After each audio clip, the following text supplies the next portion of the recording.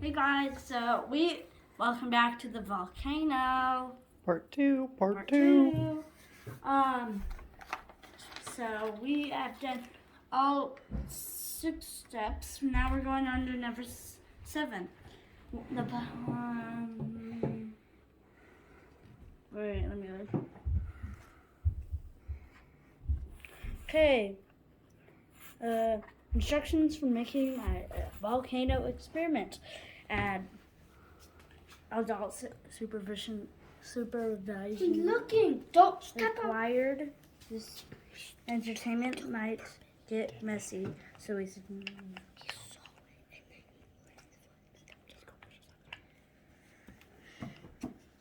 It might stain. Consider wearing old clothes that may get dirty.